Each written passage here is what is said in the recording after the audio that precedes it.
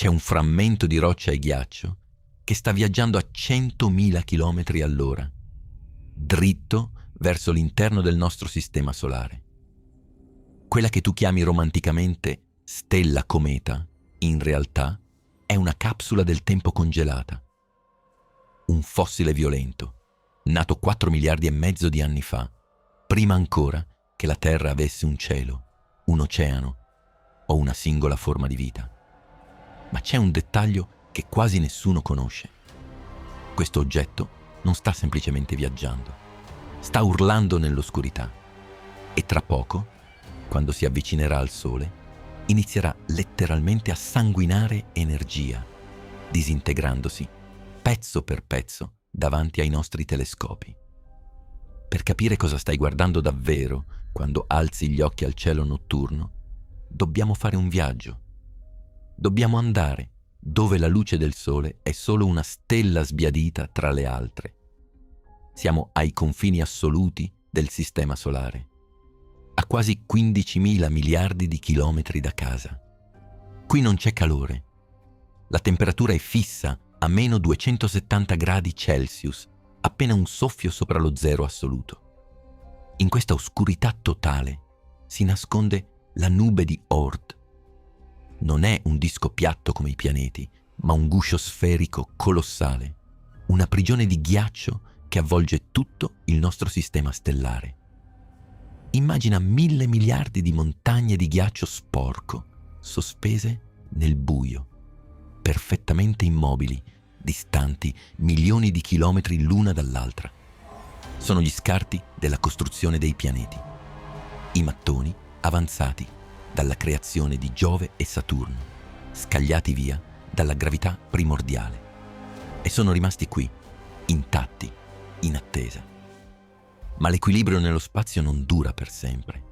Fermati e guarda da vicino il nucleo di una di queste montagne. Non è ghiaccio come quello che hai nel freezer. È un ammasso caotico, un mosaico quantistico di molecole intrappolate. C'è acqua congelata, certo, ma ci sono anche monossido di carbonio letale, metano, ammoniaca e polvere di silicio antica quanto la galassia. È porosa, piena di vuoti, fragile come una palla di neve sporca schiacciata a male tra le mani di un bambino. I legami molecolari sono debolissimi. Se tu potessi appoggiare delicatamente una navicella sulla sua superficie, la struttura potrebbe cedere sotto il suo stesso minuscolo peso. Eppure, questa massa fragile e imperfetta è carica di un potenziale distruttivo enorme. Ha solo bisogno di una spinta, ha solo bisogno di svegliarsi e la spinta arriva. Non serve un impatto. Nello spazio, la gravità è un filo invisibile che collega ogni cosa. Una stella errante, distante anni luce, passa un po' troppo vicina al nostro sistema solare. O forse è la marea gravitazionale del disco della Via Lattea stessa a fluttuare. Basta un'increspatura minima, una frazione di millimetro al secondo di variazione nella velocità. L'equilibrio perfetto della montagna di ghiaccio si rompe. Lentamente, impercettibilmente, inizia a cadere. Inizia un tuffo libero verso il pozzo gravitazionale più profondo che esista nel raggio di anni luce, il nostro Sole. Il viaggio durerà centinaia di migliaia di anni, nel buio totale, nel silenzio assoluto. Ma la quiete sta per finire e quello che accadrà quando incontrerà la luce sfiderà ogni intuizione. La cometa ha viaggiato per eoni. Ha superato l'orbita di Nettuno, poi quella di Urano, invisibile, un fantasma nero su uno sfondo nero. Ma ora sta attraversando un confine critico. Gli scienziati la chiamano la Frost Line, la linea del gelo. Si trova all'incirca tra Marte e Giove. Qui, per la prima volta dalla sua nascita, la radiazione del Sole diventa tangibile. I fotoni solari iniziano a martellare la crosta oscura della cometa. La temperatura superficiale sale da meno 270 a meno 150 a meno 100 gradi. A te sembrerebbe ancora un freddo insopportabile, ma per i ghiacci esotici della cometa questo è un inferno. E nel vuoto dello spazio il ghiaccio non si scioglie. Non diventa mai acqua liquida. Fa qualcosa di molto più estremo. Si chiama sublimazione. È il passaggio violento e diretto dallo stato solido allo stato gassoso. Immagina la pressione che si accumula sotto la crosta di polvere scura. Le molecole di monossido di carbonio e acqua, intrappolate da miliardi di anni, improvvisamente impazziscono. Vibrano, si scontrano, vogliono espandersi. La crosta esterna non regge, si crepa. E con la forza di una bomba geologica, immensi geyser eruttano nel vuoto. Getti di gas a pressione altissima squarciano la superficie, scagliando tonnellate di polvere, sassi e vapore nello spazio profondo a velocità supersoniche. La cometa non si sta sciogliendo docilmente, si sta smembrando dall'interno, sta esplodendo al rallentatore. E questo caos scatenato genera una struttura colossale. Il gas e la polvere espulsi non ricadono giù. La gravità del nucleo è troppo debole per trattenerli, ma abbastanza forte da mantenerli nelle vicinanze. Si forma così una nube sferica, densa e luminosa attorno al nucleo. La chiamiamo chioma. E qui le dimensioni diventano incomprensibili per la mente umana. Il nucleo solido della cometa magari è grande solo 5 o 10 chilometri, come una piccola città, ma la chioma di gas che lo avvolge si espande fino a diventare grande quanto la Terra. A volte si gonfia fino a superare il diametro di Giove. E in occasioni rarissime, la chioma di una cometa può diventare temporaneamente l'oggetto più grande di tutto il Sistema Solare, superando per volume persino il Sole stesso. Tutto generato da una singola, piccola roccia morente. Ma c'è un paradosso vertiginoso in tutto questo. Se tu potessi teletrasportarti esattamente al centro di questa immensa chioma luminosa, non vedresti una nebbia fitta. Non saresti accecato.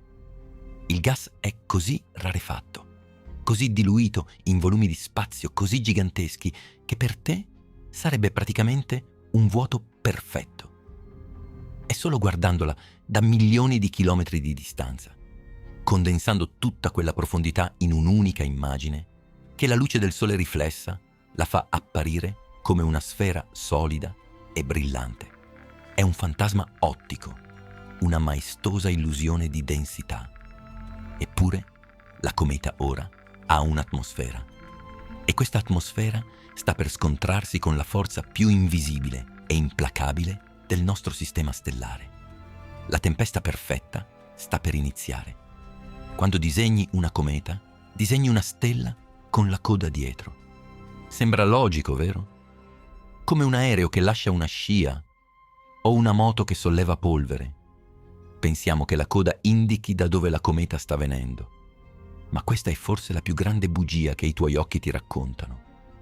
Nello spazio vuoto non c'è attrito. Non c'è aria che sposta all'indietro il fumo. La coda di una cometa non segue la sua traiettoria di volo. La coda di una cometa punta sempre, costantemente, implacabilmente nella direzione opposta al Sole. Anche quando la cometa si sta allontanando dal Sole, la sua coda la precede, andando in avanti. Ma perché? Cos'è che spinge con così tanta violenza questa materia nello spazio vuoto? Preparati, perché stiamo per rendere visibile l'invisibile. Il nostro Sole non emette solo luce. Vomita costantemente un uragano di materia. Miliardi di tonnellate di protoni ed elettroni scagliati a 3 milioni di chilometri all'ora in tutte le direzioni. Questo è il vento solare. Sulla Terra siamo protetti dal nostro campo magnetico, ma la cometa è nuda. Quando questo tsunami di plasma colpisce la chioma della cometa, strappa letteralmente gli elettroni dalle molecole di gas. Il gas si ionizza, diventa elettricamente carico e viene trascinato via, soffiato via dalla tempesta solare come fumo in un uragano. Si forma così la prima coda, la coda ionica.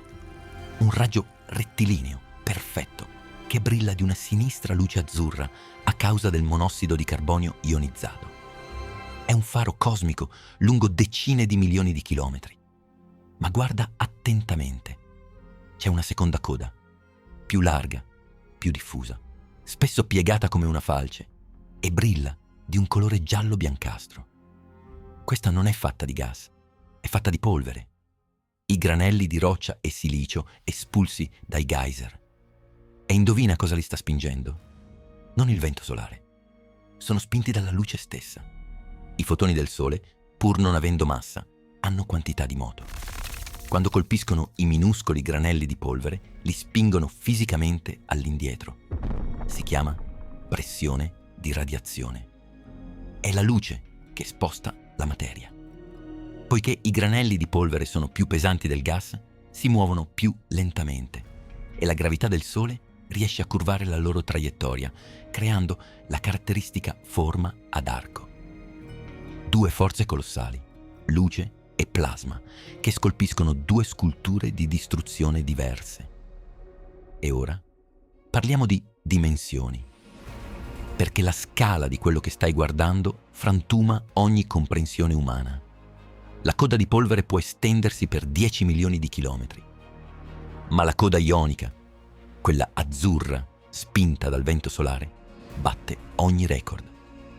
Nel 1018 gli strumenti hanno misurato la coda di una cometa che si estendeva per 380 milioni di chilometri. È quasi 3 volte la distanza tra la Terra e il Sole. È una singola struttura coerente che taglia il sistema solare come una spada di plasma. Se mettessi la testa di quella cometa dove si trova il Sole, la sua coda supererebbe l'orbita di Marte. Eppure, se potessi raccogliere tutta la materia di questa immensa scultura lunga centinaia di milioni di chilometri, riempiresti a malapena una piscina olimpionica. È l'apoteosi del niente che si finge tutto. Siamo arrivati al momento della verità. Il perielio, il punto di massima vicinanza al Sole. La cometa ora viaggia a velocità folli, spinta dalla spietata gravità stellare, superando i 300.000 km all'ora. Il calore è devastante. La temperatura sulla sua superficie supera i 2000 gradi. La crosta si scioglie, ribolle, esplode. La cometa sta perdendo decine di tonnellate di massa ogni singolo secondo. È un battesimo di fuoco. E qui la fisica diventa brutale. Non è solo il calore il nemico, è la gravità. La forza di marea del Sole tira la parte anteriore della cometa molto più forte della parte posteriore. La roccia si allunga, sente uno stress di trazione inimmaginabile. La domanda ora non è se perderà ghiaccio. La domanda è: il nucleo sopravviverà o si frantumerà in 1000 pezzi? Molte non ce la fanno. La struttura fragile, porosa, antica di 4 miliardi di anni cede. Con un lampo accecante visibile dai telescopi di mezzo mondo, il nucleo si spezza. Si divide in 2, in 10, in 100 frammenti. Ognuno di questi frammenti espone istantaneamente ghiaccio fresco al Sole, scatenando un'eruzione simultanea di gas che fa brillare la cometa come una supernova in miniatura, prima di svanire per sempre, vaporizzata nell'atmosfera solare.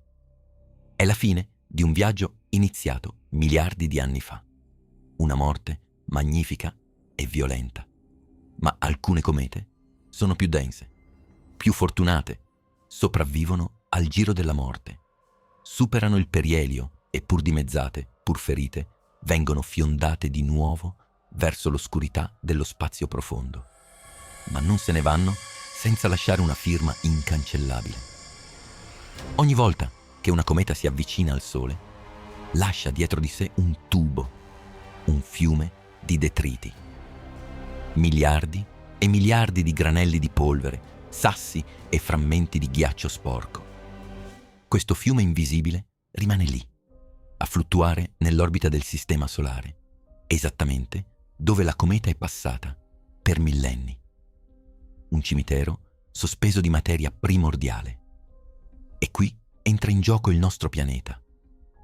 La Terra, nel suo viaggio annuale intorno al Sole, attraversa fisicamente questi fiumi fantasma. Immagina un'automobile che sfreccia in autostrada e attraversa una nuvola di moscerini. Questo è esattamente ciò che accade. Ed è qui che il cerchio si chiude.